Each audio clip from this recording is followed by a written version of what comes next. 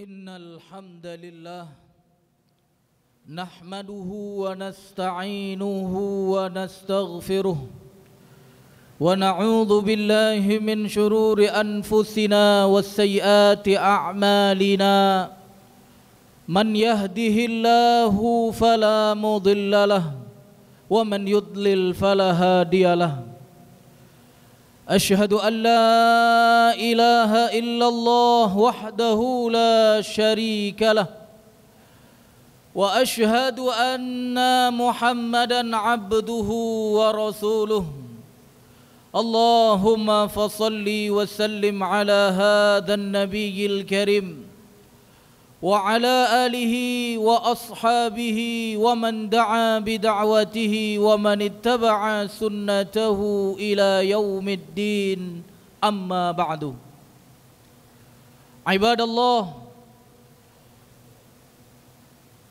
اتقوا الله حق تقاته ولا تموتن إلا وأنتم مسلمون.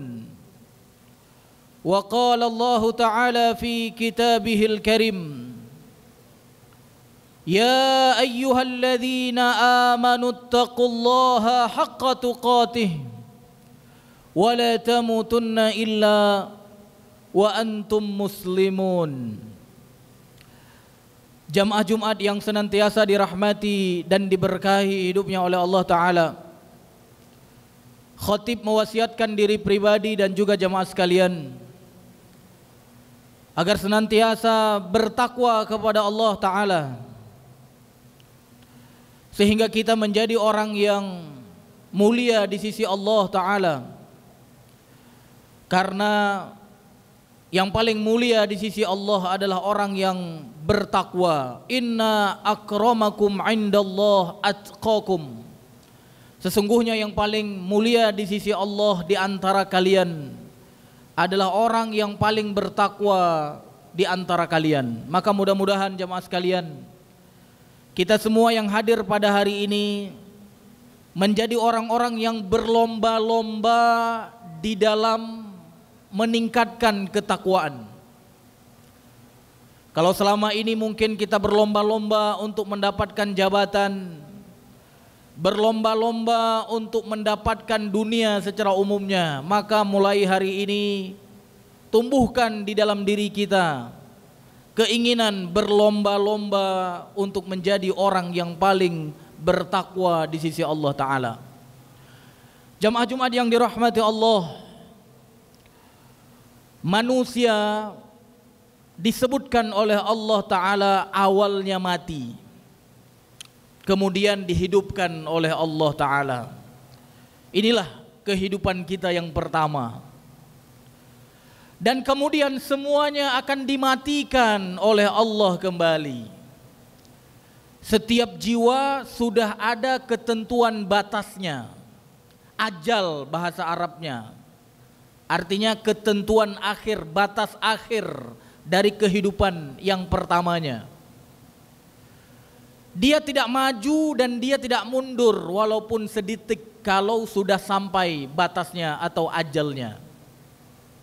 Dan jika dia sudah sampai ajalnya, maka dia akan mati. Dan proses setelah kematian yang pertama disebutkan oleh para ulama, dia akan menuju perjalanan yang disebut dengan alam akhirat. Karena ketika dimasukkan seseorang ke dalam kuburnya, maka di saat itu mulailah dia meniti proses perjalanan akhirat. Tapi sebelum dimasukkan ke dalam kubur, dia masih di dunia, alam dunia. Alam akhirat dimulai ketika seseorang dimasukkan ke dalam kuburnya. Maka jemaah yang dirahmati Allah, setelah kita dimatikan oleh Allah Ta'ala, kita semua akan dibangkitkan oleh Allah Ta'ala pada hari yang sama. Kita akan dihidupkan kembali, dan setelah itu tidak ada kematian lagi. Bagi orang yang beruntung, dia akan bahagia pada kehidupan yang kedua. Bagi orang yang sengsara, maka dia akan sengsara selamanya. Jamaah yang dirahmati Allah, ketika dibangkitkan pada kehidupan yang kedua, kita akan melalui fase-fase yang berikutnya. Pertama, di padang mahsyar kita semua akan berkumpul. Bayangkan jemaah yang dirahmati Allah, ini baru satu tempat pembelanjaan, baru satu pasar, sudah segitu banyak orangnya. Bayangkan jemaah yang dirahmati Allah, di saat kita dibangkitkan di padang mahsyar nanti, berapa juta orang, berapa miliar orang akan berkumpul di situ. Di saat matahari didekatkan oleh Allah Ta'ala, disebutkan di dalam hadis 1 mil dari kepala setiap manusia. 1 mil kira-kira 1,6 kilometer. Jamaah yang dirahmati Allah, kemudian kita akan dihisab oleh Allah Ta'ala, dihitung amal-amal yang telah kita lakukan. Maka kemudian diberikanlah buku catatan kepada kita. Ada yang diberikan buku catatan dengan kanannya, ada juga dengan kirinya.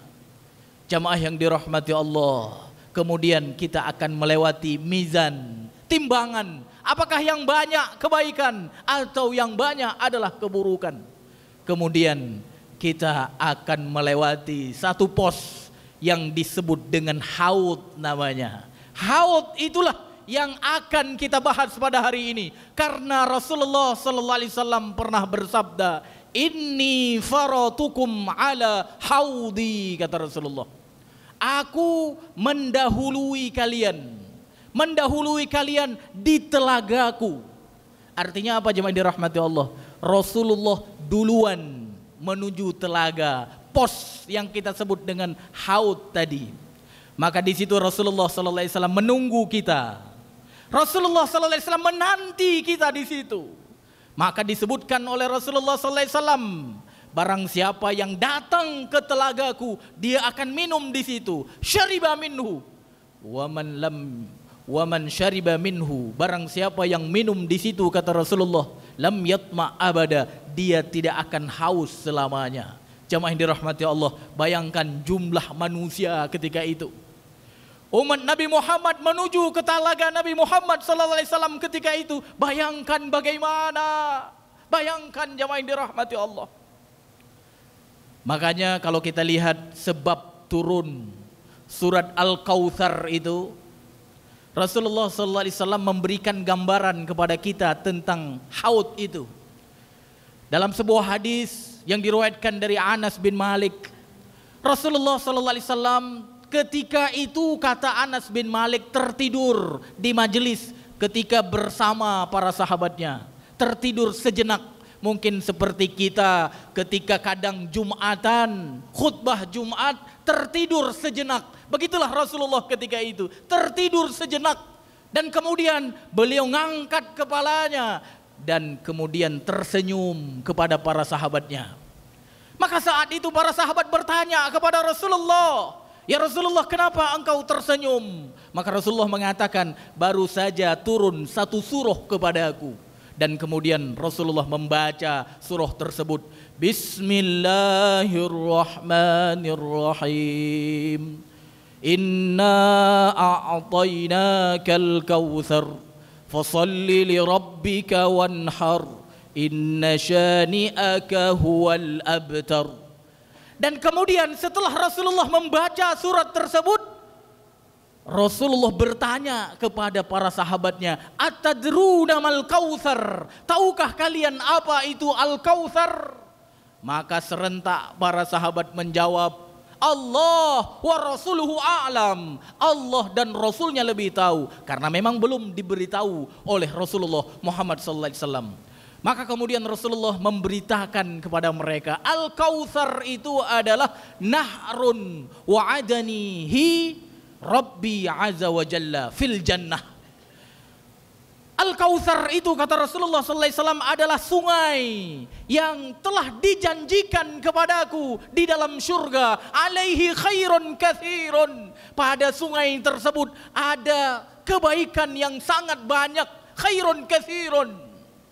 Huwa haudun, kemudian kata Rasulullah, dia juga disebut sebagai telaga. Taridu ilaihi ummati, umatku akan mendatangi telaga tersebut.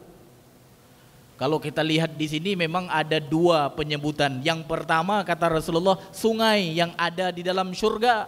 Yang kedua kata Rasulullah disebut dengan haud, telaga. Lalu yang mana? Apakah sungai atau telaga? Maka kemudian dijelaskan oleh Ibnu Hajar Al-Asqalani, seorang ulama yang memahami hadis Nabi. Kata beliau, maksud sungai itu adalah hulunya haud tersebut. Artinya apa? Tempat dasar air mengalir, dan hulu tersebut ada di dalam surga, sungai-sungai tersebut ada di dalam surga, dan nanti sungai-sungai tersebut akan mengalir kalau bahasa kita ke telaga, ke danau. Maka haud itu disebut oleh Ibnu Hajar Al-Asqalani sebagai hilir dari sungai-sungai yang ada di dalam surga. Maka jemaah dirahmati Allah, kata Rasulullah sallallahu alaihi wasallam, nanti umatnya akan mendatangi telaga tersebut dan mereka akan minum di situ. Dan kata Rasulullah, barang siapa yang minum di situ tidak akan haus selamanya. Bahkan sampai dicirikan telaga tersebut oleh Rasulullah, aniyatuhu ada dan nujum, gayung-gayung yang ada di telaga tersebut sebanyak bintang yang ada di langit. Jadi jangan takut tidak kebagian gayung untuk minum dari telaga tersebut. Tapi jamaah yang dirahmati Allah, sebagai penutup khutbah pada hari ini, ada yang perlu kita takutkan. Ada yang perlu kita takutkan. Karena kata Rasulullah di akhir hadis ini, kata Rasulullah apa? Fayakhtalijul abdu minhum. Ada segolongan hamba Allah, umat Nabi Muhammad, yang dihalangi untuk menuju telaga tersebut. Ini yang kita harus hati-hati jemaah yang dirahmati Allah. Sampai-sampai ketika dihalangi dan Rasulullah melihat, karena memang Rasulullah sudah menunggu kita di sana. Rasulullah melihat ada sebagian hamba, ada sebagian umatnya yang dihalangi untuk menuju telaga Nabi Muhammad sallallahu alaihi wasallam. Rasulullah protes. Innahu min ummati, hamba tersebut bagian dari umatku. Kenapa dihalangi? Maka kemudian Allah menyeru, kata sebagian para ulama. Kata sebagian para ulama lain, malaikat menyeru, innaka la tadri ma ahdatsu ba'dak.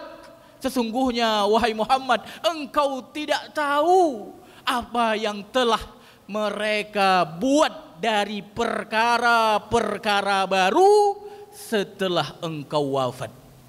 Ini yang harus kita waspadai, yang jamaah yang dirahmati Allah. Jangan sampai kita mengaku umat Nabi Muhammad, tapi kemudian kita tidak menjalankan syariat Nabi Muhammad, tetapi kita menjalankan perkara-perkara baru yang diatasnamakan agama. Barakallahu li wa lakum fil Qur'anil azim, wa nafa'ani wa iyyakum bima fihi minal ayati wa dzikril hakim, wa taqabbala minni wa minkum tilawatahu innahu huwas samiul alim.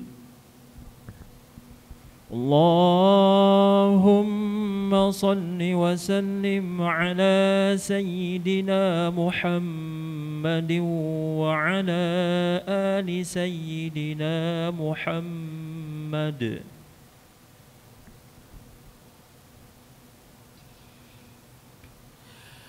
Alhamdulillahi rabbil alamin, wabihi nasta'in ala umurid dunya waddin, wassalatu wassalamu ala ashrafil anbiya'i wal mursalin, wa ala alihi wa ashabihi ajma'in.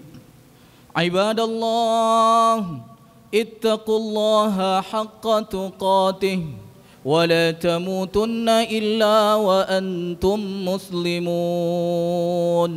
Jamaah Jumat yang dirahmati Allah, singkat di khutbah kedua, khatib mengingatkan diri pribadi dan juga jemaah sekalian untuk berhati-hati dari yang kedua. Karena khatib setidaknya menemukan dua kelompok orang yang dihalangi untuk menuju telaga Nabi Muhammad sallallahu alaihi wasallam. Yang pertama adalah orang-orang yang kita sebutkan membuat perkara baru di dalam masalah agama. Yang kedua, kita temukan di dalam hadis orang yang menjadi pendukung pemimpin yang zalim, yang membenarkan kebohongan pemimpin yang bohong. Mereka semua nanti akan terhalang dari menuju telaganya Nabi Muhammad SAW. Di dalam hadis Rasulullah mengatakan, sayakunu alaikum ba'di umara, akan ada setelahku, artinya setelah Nabi Muhammad wafat akan ada pemimpin-pemimpin, Maka kata Rasulullah, man dakhala alaihim, barang siapa yang masuk kepada mereka, wasaddaqahum bikadzibihim, dan mereka membenarkan kebohongan pemimpin tersebut, wa'anahum bidzulmihim, dan mereka menolong kezaliman mereka, falaisa minni, kata Rasulullah, maka mereka itu bukan golonganku, walastu minhu, dan aku bukan dari golongan mereka, wala yaridu alayya haud, dan mereka tidak akan dapat menuju telagaku.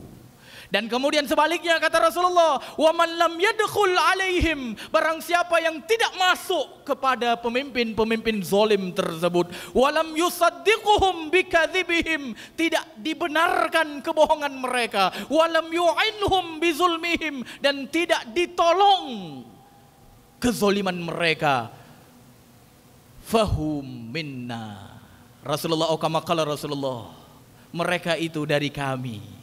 Walastu minhu, dan wa ana minhu, dan aku dari golongan mereka. Wasayaridu alaihi haudhi, dan mereka nanti akan mendatangi telagaku. Maka jemaah dirahmati Allah, mudah-mudahan dua ini tidak ada pada diri kita.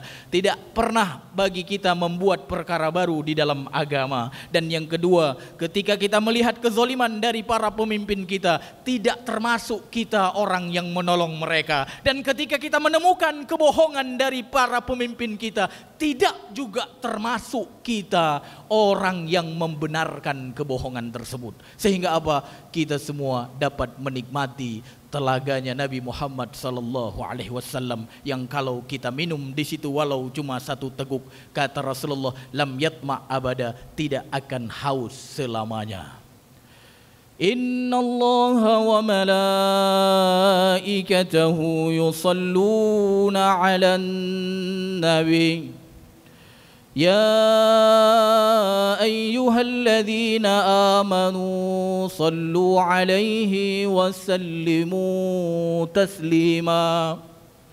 Allahumma salli ala Muhammad wa ala ali Muhammad كما صليت على إبراهيم وعلى آل إبراهيم إنك حميد مجيد.